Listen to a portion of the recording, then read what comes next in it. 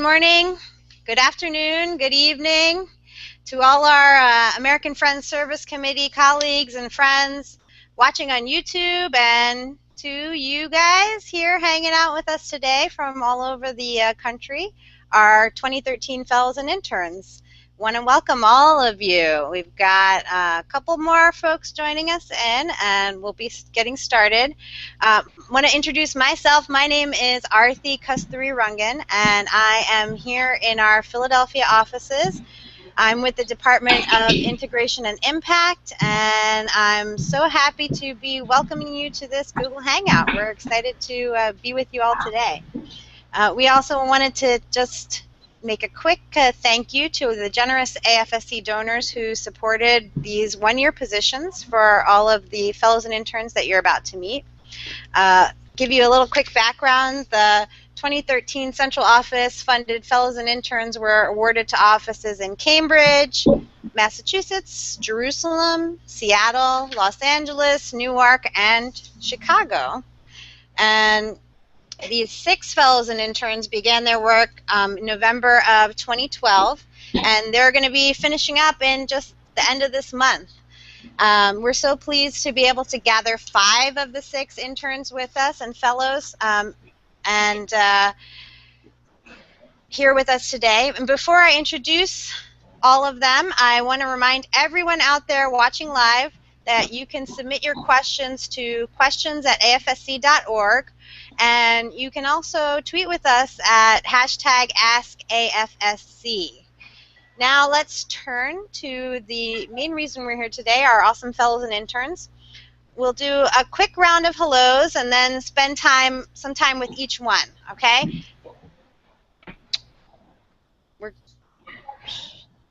All right, I'm going to pause for a second.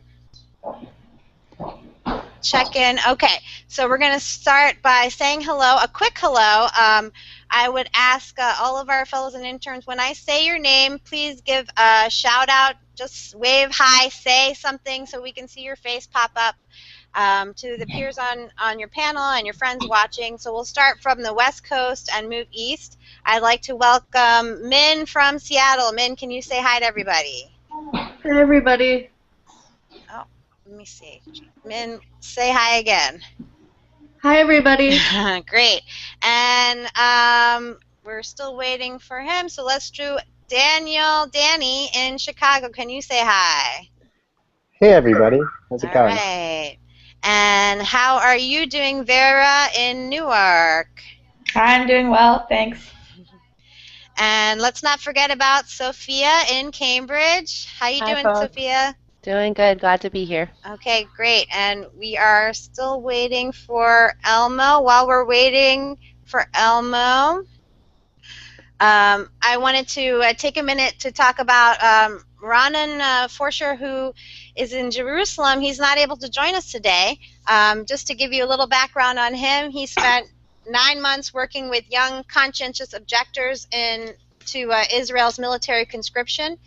He worked with youth, creating a safe space for them to talk about their experiences as conscientious objectors, to develop other nonviolent approaches to expressing their concerns about the situation in Israel and Palestine, and ways to work in solidarity with Palestinians. So we want to thank Ronan for his commitment and passion during his time with AFSC, and we wish him all the best in his next endeavor.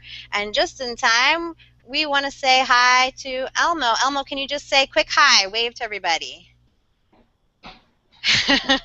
That's Elmo, and he's in LA. All right, so just to warm us up a little bit, I wanted to ask each of you to introduce yourselves, give us, again, where you are, what your name is, and a one-sentence description of your work. Let's start with Elmo. Elmo, you're on air.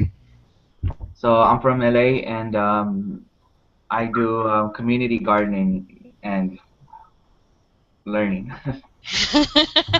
and Elmo, you're doing community gardening and learning with people from The Mar Vista Gardens housing projects.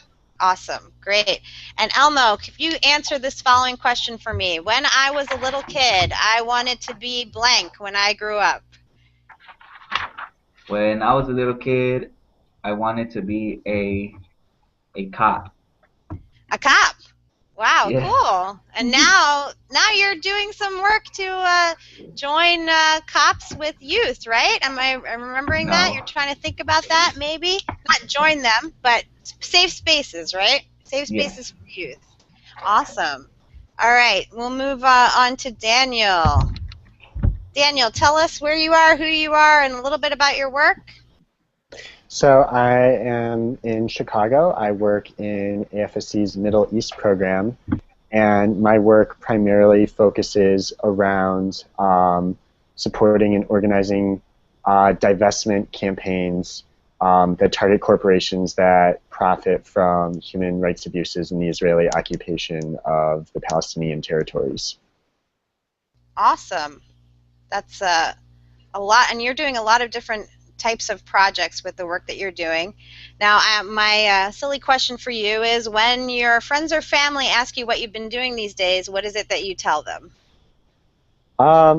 Something along the line that I just threw at you, I guess. But I mean, I tell them that I am working for a solution to a human rights crisis that will yield equal human rights for everybody in the region, and that can only be done by pressuring the institutions and corporations that are benefiting from the structural oppressions that we're combating.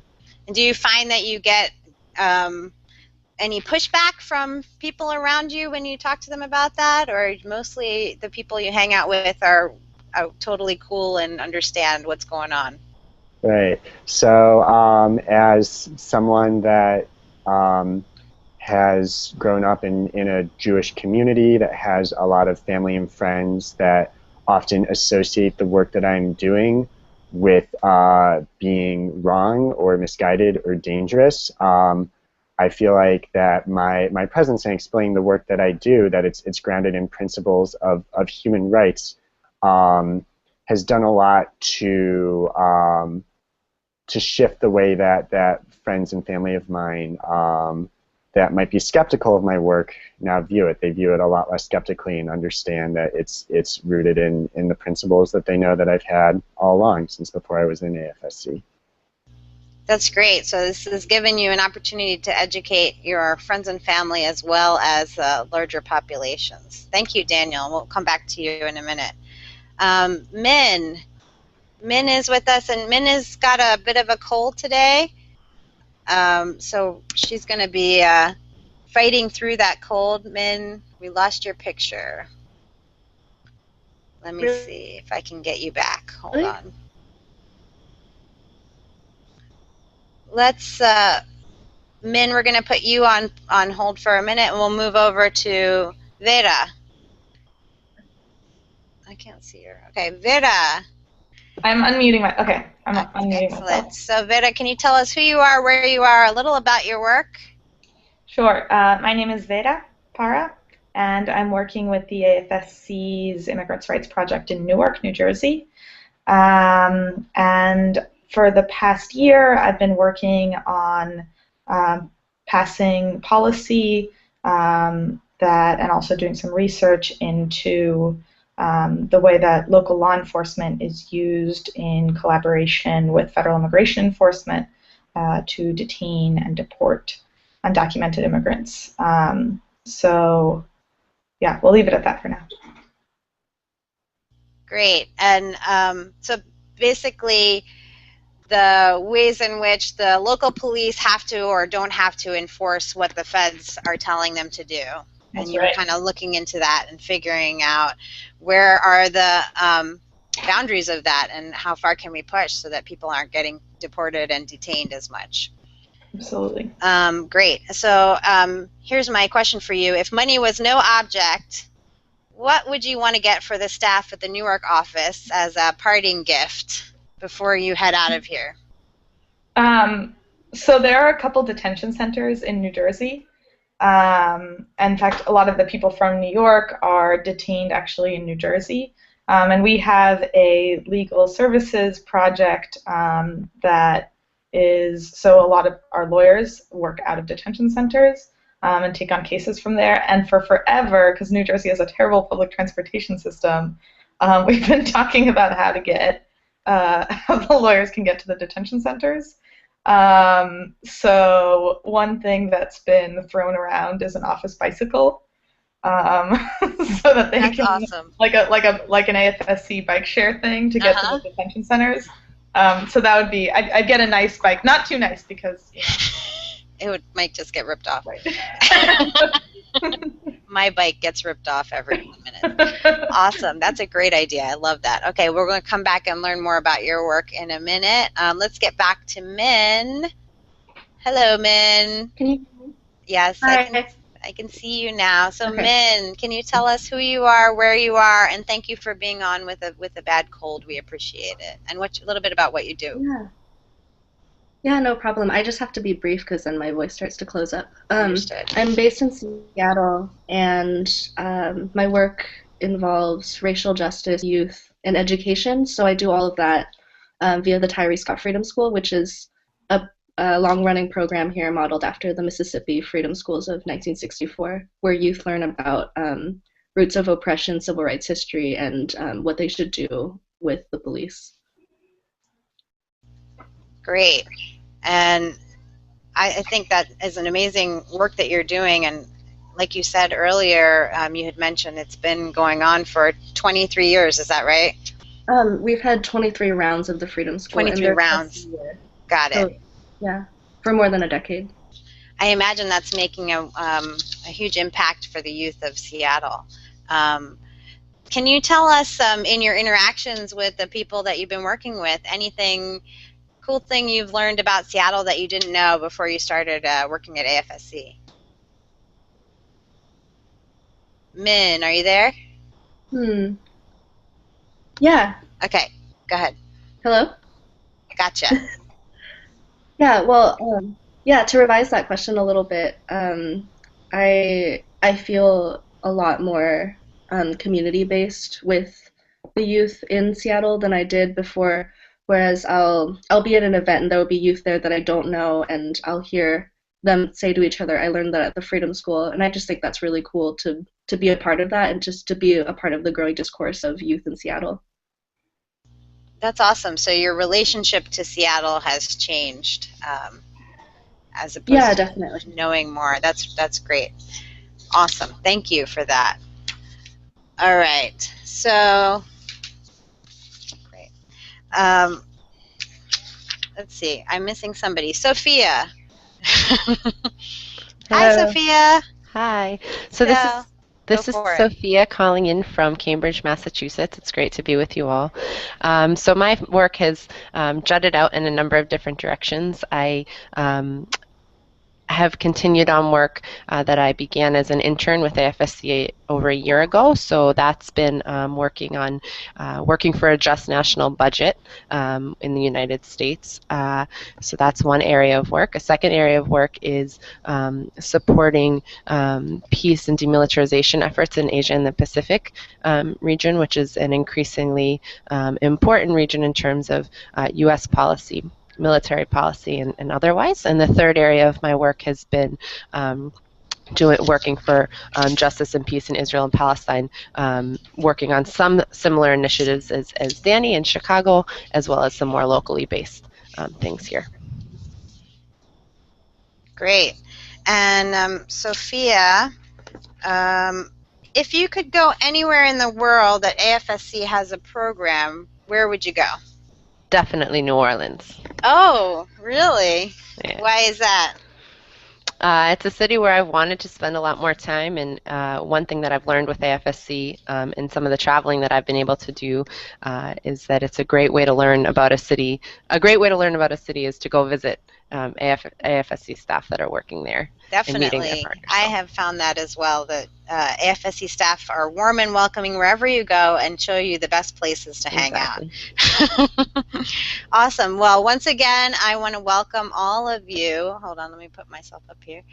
welcome all of you to this hangout, and thank you all for taking your time to be with us. And let's get started, talk a little bit more about some of the highlights of what you guys have been working on. So I want to start with Danny in Chicago.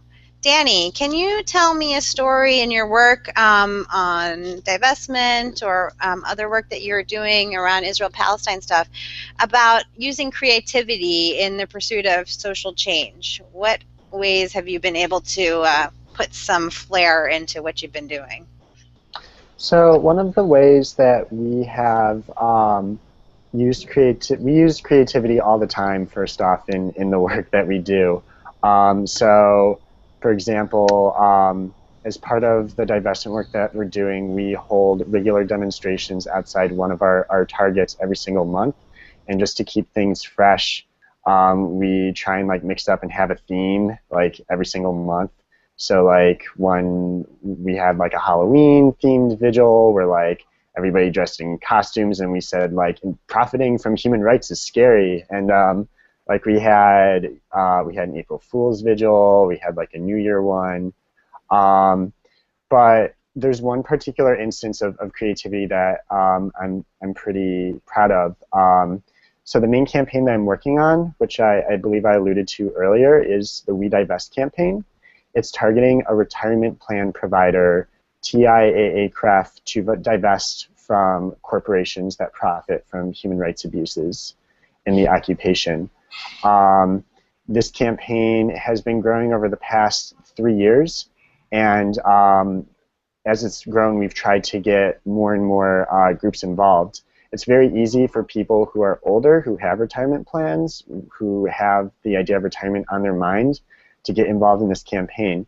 But it's been more challenging to get folks who are younger, students, for example, who are really far away from even thinking about retirement, who don't have jobs with plans, to feel like the campaign resonates with them and feel committed to it.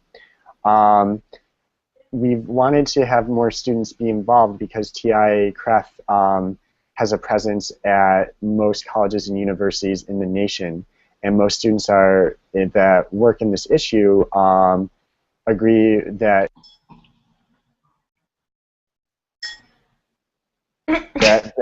I think Elmo just muted me. That don't do that. that divestment is like an effective tool and tactic. So something that we've tried to do to get students more involved is think about how can we make this campaign more meaningful and relevant to students. So I want to share with you guys on my screen a project that we did on Tumblr to find a way to make the campaign more accessible. This was called The Future Divests, and we used the hashtag #FutureVotesNow. And when we were thinking about this campaign, we thought about, well, how do students fit into TIAA-CREF? They don't have retirement plans yet. The thing is that students are not professionals, but they're all studying to be professionals. Most of the students that are involved in this work are getting liberal arts degrees, or they're pre-med, or they're working on master's or PhD tracks. TIAA-CREF, most of their clients either work in the academic, nonprofit, or medical sectors. And so we realized that most of these students are studying to be the same things that TIAA-CREF like caters towards. And we know that we can pressure TIAA-CREF by bringing to their attention that they need to not only think about how their current shareholders view them and their reputation, but how their future shareholders view their reputation. Otherwise, they're not going to be sustainable in the next 15 or 20 years. So we did this campaign where we got students from all across the country to write out what they are and why TIAA-CREF should listen to them. It was really successful. We got hundreds of submissions from schools all across the country. And it culminated with, we created this banner, which you can see at the top. It's a photo mosaic that says "Divest" with all the signs. And we held a demonstration outside of TIAA-CREF's New York office in May with students from New York holding that banner. So for a long time, people in the We Divest campaign were struggling to figure out how to connect with students. And through this approach that I introduced, I think that we use like creativity to get the campaign, you know, more familiar and more accessible to student groups. Wow. That is, I love the visuals that you shared with that. I also know that you contributed some of your musical talents as well. Is that correct? And if interested parties in the AFSC world might like to find you on YouTube, they probably could do that as well. Am I right about that? Yeah, I feel mixed that you're like promoting my YouTube channel page. Go for it, I guess. It's already out there. So one of the other campaigns that I've been a part of through our work is doing SodaStream boycott work. So SodaStream, quickly, is a homemade soda maker device that's become fairly trendy over the past year. And unfortunately, SodaStream's main production factory is based in an Israeli settlement in the occupied West Bank. So it works out of a exclusively Jewish Israeli community that's built on stolen Palestinian land and uses Palestinian labor exploitatively in manufacturing its products. We had a Christmas carol or holiday carol action last year, and we took like some classics and we rewrote them to talk about SodaStream. And I also want to make sure that like I shout out to Sophia because they did some cool actions in Boston and also did some rewrites. So yeah, creativity all around in this virtual room.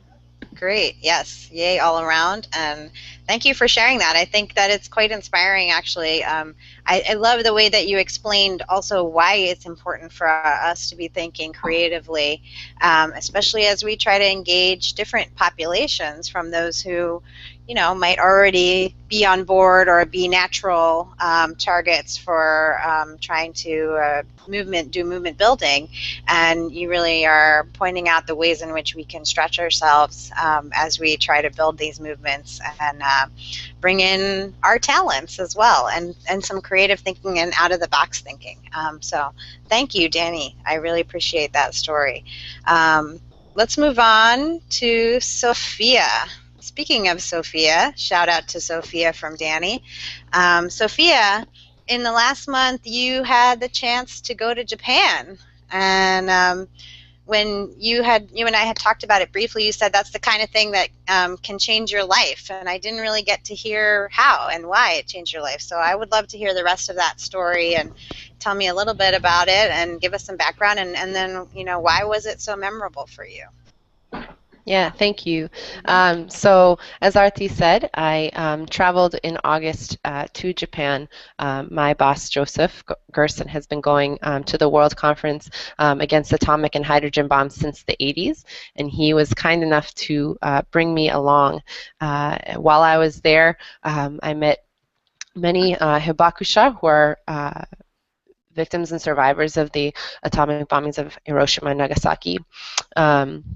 I also had the opportunity to meet activists from all over Japan and all over the world, really working on many different issues, but that relate to the nuclear weapons and nuclear technology issues. So the conference is about 6 days long, and it's in Hiroshima and Nagasaki. It's split between the two cities.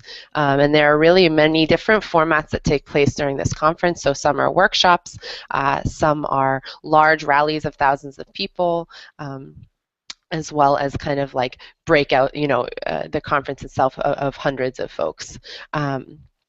I had a few sort of roles. Officially, I was an international delegate, so I'm going to try and bring up a couple pictures here, if my mouse doesn't disappear.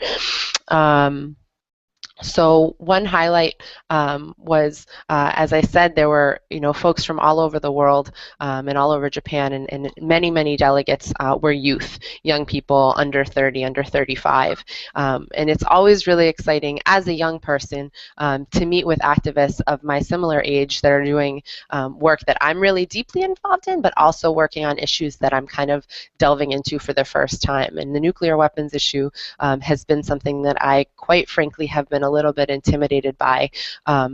I think deep down, up until going to Japan, it was something that, of course, there shouldn't be nuclear weapons, but how do we really tackle this issue that just seems so almost intangible for me as U.S. American.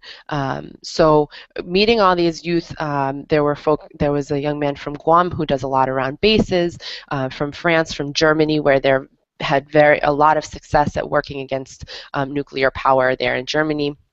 And this is another picture of youth.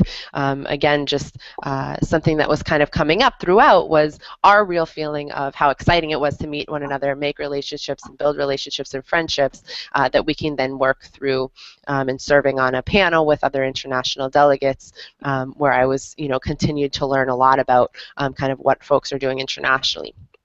That being said, throughout all this work with young people, there were, as I said, it was a very cross-generational conference, and probably the most profound element that was very present throughout the conference and throughout being in Japan was this experience of working with and hearing from and talking with and in fact staying in the home of survivors of the atomic bombings.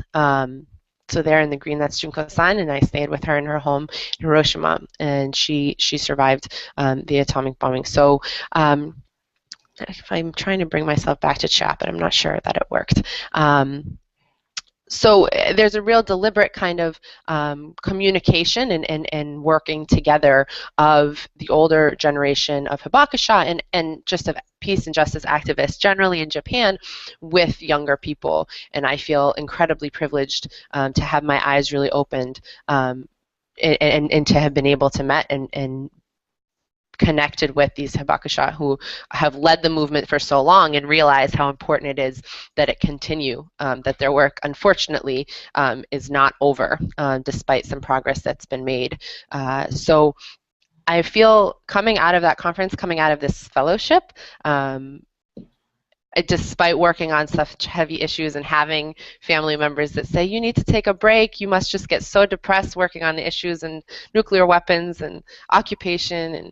And in fact, I feel so incredibly hopeful coming out of, like, I got home from Japan, it was just like wanting to work on everything all the time and like put every ounce of myself into doing this work.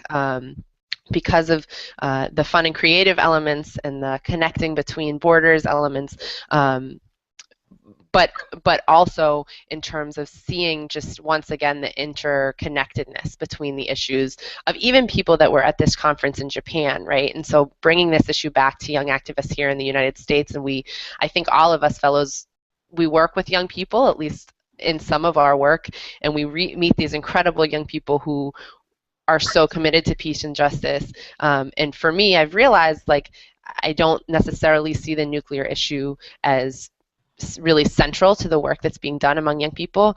That being said, I felt so hopeful, and I feel so hopeful, and I am realizing that the nuclear issue just connects in. It connects in whether you're working on the environmental climate change work, whether you're working on trying to hold back and stay back and change the shape of U.S. empire and if we want to call it that.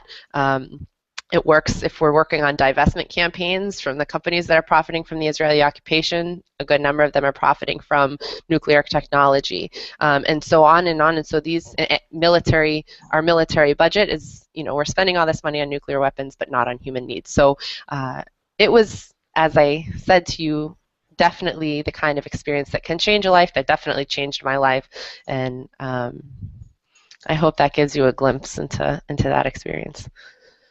Definitely. That's great. I'm glad I got to hear about all of that. And I think what struck me about what you said was I think this happens to so many of us as we're entering into a new area of social change work, is that the problem seems so big, and also maybe something that is not on everybody's radar, or as easy sell, quote unquote, as some other things might be. And I think you're speaking to the power of entering into it from the perspective of survivors, and really getting the history, and also being energized by the people who are doing that work. So I appreciate you bringing that in for us to think about. And I think also the idea of connecting across these issues and how important that is. So thank you, Sophia. So let's move on to something completely different, which is Elmo. I wanted to see if you could talk to us a little bit and about your work in getting the urban gardens going at the projects in Los Angeles, and I know that there's been some challenges along the way for you that you've had to face. So if you could tell us a little bit about those challenges and what you've done to turn them around, because I feel that you're on your way to your goal for sure. So give us a little background on that. Thank you. Can you hear me well? Can you speak up a little bit more? Okay. Try to put this as close as I can. How about now? That's good. Thanks. Okay. Sorry about earlier, Daniel. I was trying to make you full screen. I'm glad that you're trying to augment and not diminish. I still don't know how to use Google Hangout, so I'm That's trying to get okay. used to it. Thank you. Okay. So it's been really exciting to start working with this, because this project, the idea of this project that we've been working on came from actually since I was in high school, and has been developing in such a way where not just me, but everybody that was in the high school and participating in the HIP program, which is Help Increase the Peace. We were taking the resources that we were learning and expanding it into not just the school level, but also the whole communal level, and where even our neighbors started growing food, and we started giving some of our neighbors food, and we were teaching all of our neighbors how to grow and plant food and what it means to be healthy. I think it's really important to just start off really fast with the historical struggle that we've been going through with HACLA. So historically, the Housing Authority of the City of Los Angeles has historically created policies that makes it really hard for residents within the Housing Mar Vista Garden projects to grow their own food, even if it's in pots. In Los Angeles, the housing projects in Slauson are the highest. It's the only place where there's Black and Brown and API people that are condensed into one place, and we're surrounded by the suburbs and higher income communities. But what has can y'all hear me? Okay. What has been happening is that when you plant in front of your house, what has historically happened was that housing would come and pull out your plants and rip them up, literally pull them out without your permission. And the only argument that they would have is that, well, we're taking it out because we don't want people to fight against amongst themselves around like picketing or stealing other people's food.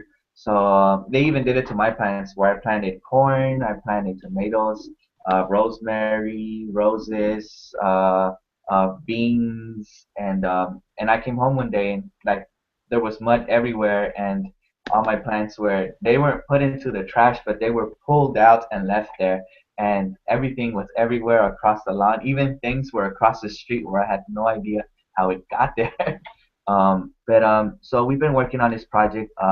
When we started this project, we introduced it to the Housing Authority, the manager, and her name was Juanita Rodriguez, which we were really good with. Our relationship was strong with her. She said, okay, you have to go, start the project, start gardening. And then a week later, she's actually transferred outside the Housing Authority into a different location. And the next person that comes into power, Ana Santa Fe, who is a little more bureaucratic, actually puts the whole project on hold. and says that actually you need to take this up to the higher ups. You need to talk to them. There's so many liabilities that we're not talking about. And so we've tried working and working and working with her, and the people from the housing authority and also the community. So we've at the same time we were holding community workshops on how to garden, what season is coming up, what are your interests, and what do you have a vision for? What do you want to see in your community in this project, and how do you want to have participation in this project? Um, but I think the most successful thing is that we've been able to meet with HACLA with the housing authority to really start developing a plan and what it means to start growing food of our own. And so we're not there yet around growing food in our front porches, but we did happen to we're in the process of getting an MOU signed, a memorandum of understanding, where housing authority would allow the community to actually build another community garden and help restore the other one. And so we're currently working under that, and I've actually made 3D models out of Google SketchUp to show them what it would look like, what the gardens would look like. Actually made two different ones. We had two different locations. The first location, they told us they offered us the space, and then they kind of told us after we did the design and showed them, they said that there was a problem with watering, that there's a lot of issues with this space, and so we had to create a different location. And there was a second location that they offered us, and it was okay. So, but then what happened was that Sanford Briggs, who is the I don't even know what he is. He's a head honcho of Hakla. So he's a person who's in power, and kind of came in, and we've had a walkthrough with him, who's also really interested in who's really stern and really pushy to his own people around like he's the kind of person that doesn't like space not to be used. So he kind of came and saw the first location that was offered, and his people told him the same thing they told us. We can't do it because of water, because of the location. And he kind of started demanding, well, I want you to find out how the watering can come over here so that we can put one over here. So it's really good. It's been really good. And we started thinking, me and the other person I work with, Anthony Marsh, that maybe it would have been a good idea to first come to him and then come and explain the project and then really develop it to show it to Sanford Riggs, who's become now our biggest ally and is someone in a position of power. So I think the next step is we're still waiting for the memorandum of understanding to be signed, and start the workshops again, and continue the leadership building that we're still doing with the other high school students to start having participatory action within the project itself. Great. Wow, Elmo, I want to just say that, it's very infrequent that in social change work we get to celebrate our successes. I want to celebrate that because I think you guys have done a great job in working the process and really pushing, the message out there from the community to the people in power. As you said, the head honchos need to know that this is something that not only is going to be benefiting the community, but makes their project look better as well. So I think you're an inspiration to the rest of us as we think about how to do our social change work and our different issues. And you have also been doing trainings, right, for community members Right. on urban gardening. So you're working kind of at two different levels where you're educating folks and giving skills on the ground, as well as going up and dealing with the leaders and the power brokers and saying, hey, this is something we need. And I think that's an amazing strategy of both sides to make this vision come to life. So I want to give a shout out to you on that. So before we move on to the next person, Min, I want to just say to wait, let me put myself up here. to the people who are watching, we do have watchers, hooray, and to all of you out there watching, so glad that you are watching, and also wanted to remind you that you can send questions or comments if you happen to just want to say, hey Elmo, I think you're awesome, or hey Danny, where can I hear about that YouTube song, Christmas song, or whatever it is you want to know. Send it to questions@afsc.org, or you can put a tweet out on hashtag AskAFSC, and let's move it on to Min. And remember, Min has a cold, so we're going to be very kind to Min. Thank you, Min. So Min, can you tell us a little bit about, from your work with the Freedom School and your Youth Undoing Institutional Racism work, what sticks with you the most from this time, and what kinds of things have you been thinking about, in your time with AFC? What do you think is going to stick with you, as you move forward into the next, whatever the next thing is that you're doing, from this time over the last year or so? Sure. I think what immediately comes to mind is last year we were able to take our interns to meet Angela Davis, and Whoa, that's awesome. Yeah, and she's actually here in Seattle now as well. But last year it was around, she came for the commemoration of Martin Luther King Jr. And for me, growing up, I knew who she was. She was this leader of abolition and this activist figure that I knew very well growing up, and that motivated me to do my work. And for a lot of the youth who are doing a lot of the same things she's doing or was doing when she was younger, a few of them didn't know who she was, and for them to learn about her and to learn that people, have been doing this kind of work for years and have paved these huge milestones for years, and that they're sort of continuing the work of many, many generations ago, and for them to be inspired by that was pretty affirming of the work that we're doing. See, another aspect of my work that I really enjoy and that I've really had a lot of time to think about since working here is the relationship building aspect of both the Freedom School and Youth Undoing Institutional Racism.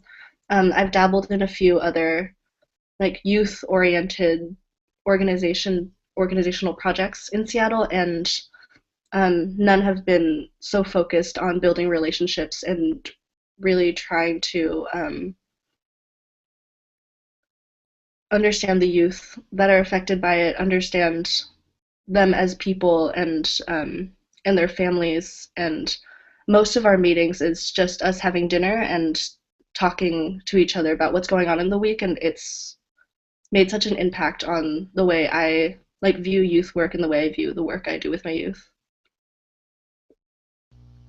I think that's so important for us to keep in our minds too as we do this work, that I think I know all of you in hearing about your work over the last year have been very busy, have been very focused on your work, and for all of us to remember that a lot of what's important in this work is relationship building and weaving that fabric of community together, which I think all of you have been doing in different ways, and making that time for a real personal connection that makes us feel, as Sophia had mentioned, passionate about what we're doing and hopeful, right? And I think Min, sounds like you, especially in seeing the youth responding to Angela Davis, kind of were feeling hopeful about how they can continue on the work as well.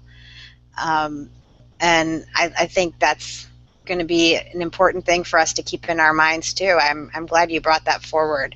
I was also able to meet Angela Davis once, and she's really an amazing presence to be near you as well. And I know, Min, also, you and I were both, I think, at the Facing Race conference in Baltimore last year. We didn't see each other there, but we were both there. And that was also an amazing experience of meeting generations of people working on racial justice issues. So I think I'm glad that you had that opportunity, and I'm also glad that the youth there have had the opportunity to build relationship with you over this time as well.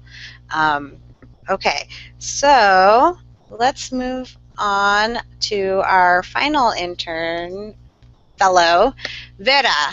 Vera, what was most surprising to you about your time in the Newark program, and what did you learn from that surprising experience?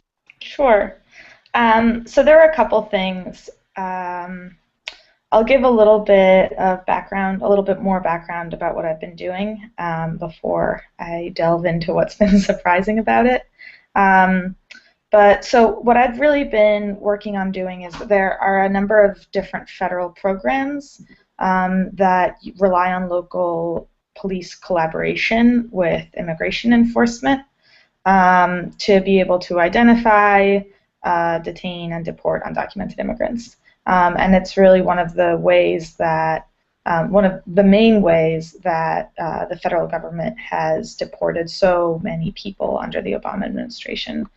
So we're rounding up on 2 million now, people who have been deported during his administration. And so that's the bad news. The good news is that there's actually a lot of stuff that localities can do to push back on that. So though there are these federally mandated programs, a lot of cities and localities and now states are finding creative ways to resist the local police collaboration with immigration enforcement. So, you know, I came into this project after having worked for a summer with AFSC, and we knew that we needed to start with really getting a better sense of what was going on in the community and giving folks the tools to be able to hold their elected officials accountable. So I started out doing Know Your Rights trainings and doing story collection, talking to people who have had talking to people about their concerns about local law enforcement, their fears, what sense they have of what their relationship is, and then also looking for stories of folks who have been brought into detention or put in deportation proceedings as a result of an initial contact with local law enforcement. So there are a couple interesting things about it, or surprising things. One was that I felt, especially now that we're talking about federal immigration reform at the federal level, like nobody really wants to talk about enforcement. It's sort of seen as the wrong time. And, you know, people are talking about passing a bill through the House, and then to start talking about Obama's enforcement mechanisms and pushing back on that, it's seen by some as really working against efforts at comprehensive immigration reform on a federal level. So that was surprising to me, especially to hear that from allies, to hear that from other organizations. And as a result of this work, so this summer we actually had a victory. So in Newark, local police will no longer turn people over to immigration enforcement. So if somebody is stopped by a police officer, booked into the local Newark facility, then if the police feel the person is free to go, if they either issue bail or if there's no pending charges, then they're just going to release the person. They're not going to flip them over to immigration, which is what the policy was before. So that's been great because victories are great in this kind of work, especially when there's just so much that's stagnant. So yay! But it's also been a real experience for me in terms of a teaching moment, in terms of, sometimes you can swim up against the current and win. And I think something special about the AFSC is that it works outside the terms of the debate, oftentimes. So there's all sorts of messaging that's been focus grouped and, polled, and that creates a very specific way of looking at the immigration system, of looking at what reform means. That reform, for whatever reason, would imply increased enforcement that ultimately disrupts families and tears them apart. To be able to be a part of pushing back on that, I think has actually, now there are other the allies in other parts of New Jersey and other community groups that are like, look, Newark did it, why can't we, right? And we want to be able to do whatever we can to protect our local communities so that they're less, it doesn't, this isn't something that ends the threat of deportation, but it's something that can be done locally to protect our communities. So that was both surprising and then a teaching moment. And the other thing has actually been, that was a real learning experience for me, is in working, so AFSC talks a lot about due process rights, and also combines its work in immigration enforcement with its work on criminal justice reform or healing justice, right? So whereas for a lot of people, it's sort of a no-brainer that if somebody is in this country undocumented and they do something wrong, then the best response, what's going to make the community safer, is to put them into proceedings. And that's sort of the way that that's the way that the story has been told. And AFSC really pushes back on that, and questions why people should be indefinitely detained, especially if they've already served their time, if the criminal justice, if they've, supposedly been rehabilitated, right? Because you're only flipped into immigration proceedings after you're already out of the criminal system. And, AFSC really pushes back on the idea that people, the fundamental idea behind this, which is that migrating here is a privilege, and if you break that privilege, if you break the law, then you lose any rights you have within the system. That's the fundamental assumption. And the starting point for AFSC and for the healing justice work is, what is it that's going to make the community safer? What is it that's going to build a stronger community? And I heard a lot of stories. This came up a lot in talking to women who were victims of domestic violence, right? People say, look, I want to be able to call the police if I feel threatened. I had one woman who was telling me that whose husband was in detention and in deportation proceedings. She had a 3-year-old. She had a 3-year-old and a 5-year-old, and they'd been together for 20 years. They came here together from Ecuador, and she was saying, I called the police thinking like he needs to take a second to cool off, and I want him to step outside and then come back when he's calm. And then she said, had I known that this would turn into me losing my primary source of income, and also somebody, the father of my children, who's like, he's a good father and the children need him, right? Which is not to apologize for domestic violence, but it's really about what's going to make the community stronger, what's in the best interest of her, and what's in the best interest of her kids. And so starting from that perspective, that really gives you a very different way of looking at this issue.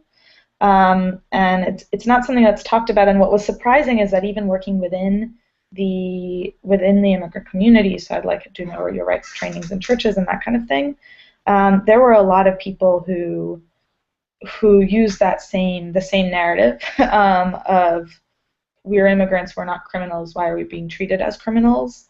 And I've come to this country and I know that being here is a privilege, so I know that I need to be extra good, right? And essentially justify, right? If somebody breaks the law, be it whatever, then yes, they should be detained.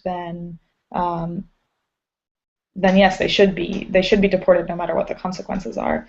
And that's sort of I think shows how widespread and powerful the messaging is, that becomes the assumption.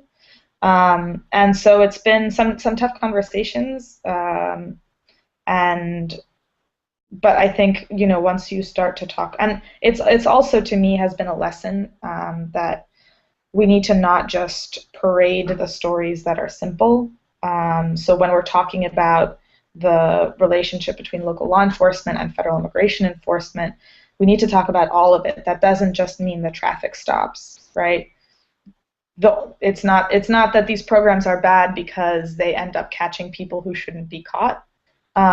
These programs have many consequences for our communities, and that means doing that education work both internally among ourselves, and then also being brave enough to share those stories with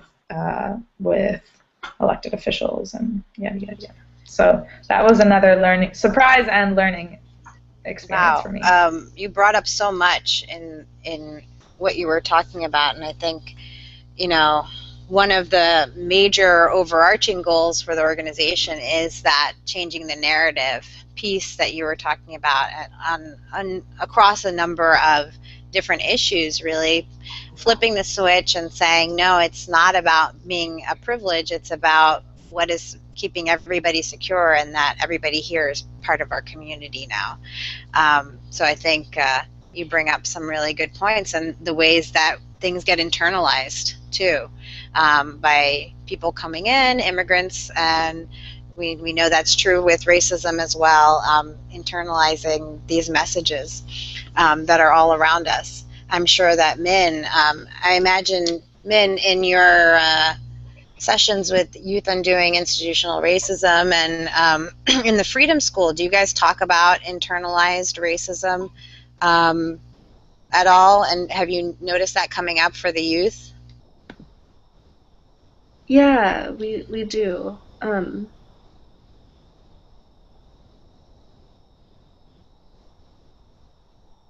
Can you think of any examples of any? Is she muted? Are you there? Yeah. Okay. So youth in internalizing the racism that's around them. Do you hear people saying things like, well, the police should be arresting people for doing that kind of thing, or stuff like that? Yeah, definitely. And I think in the Freedom School, especially, when we see like youth of color who may or may not have class privilege, say things like, like poor people are poor because they're lazy, or like if people don't want to be locked up, they shouldn't commit the crimes. And I think it's always a good start of a conversation for when somebody says things like that. Yeah, definitely. So, and I imagine that that's probably something that all of you come up against in your work, is how these messages get internalized by people. I think too, I wanted to ask you all, we only have a few minutes left, what and you don't all have to answer this, but if anybody kind of has something in their mind right now, Sophia led a little earlier with this idea of kind of what keeps you going and what gives you hope as you're all working on really tough issues. Vera just talked about talking to someone who dealt with domestic violence and deportation in the same scenario. I know you've all been dealing with really tough issues. So what is it that keeps you going? And I'm just going to kind of let anybody pop up who wants to say anything at this point. Anything that keeps you going, gives you hope, makes you feel like you've got something important that you're doing. I guess I'll echo what Min said. For me, it's been building the deep relationships. It's been engaging with people who have a shared way of looking at the world. That's both within AFSC, and then also I've been doing some youth work as well with Dreamers in New Jersey and supporting a team here in Newark. So it's definitely with them, and with some of the teams that I've been working with in the faith community in Newark, and seeing that the building those relationships can be more important than the campaign itself, and having that perspective. Great. Thank you. All right, in our final minute, I wanted to ask all of you to just really quickly, if you could only use one word to describe your time with AFSC, what would it be? And I'm just going to call you out and make you say something, okay? So starting with Min, one word. Oh. I love that word. Okay, Danny, you got a word for me and maybe something else? The best. The best. That's 2 words, but I'll take it. Best. Vera, any word? Final word? I'll go with transformational. Oh, that's a good one. I like it. Sophia. Well. Oh, sorry. Yay! I didn't know how to stop it. Awesome. And Elmo. Growth. Growth. Awesome. Great. So thank you all. I'm going to click through. Thank you, Danny, Elmo, Min, Sophia, and Vera. Thank you all for joining us. And thank you to everybody out there on YouTube. And thank you again to our generous donors for being with us. It's been wonderful having you guys bring your energy, your enthusiasm, your intelligence, and your creativity to these projects. And we want to wish you the best of luck in whatever the future has in store for you, and to thank you for all the good works you've done and also for all the good works we know that you're going to be doing in the future. Thank you so much to all of you. You can all wave bye now. Take a minute, wave bye. And we will see you out in the world. Thank you for putting this together. Oh, you're Thanks my so pleasure. much. Thank you. Thank you. Okay. Bye, everybody. Bye. Bye.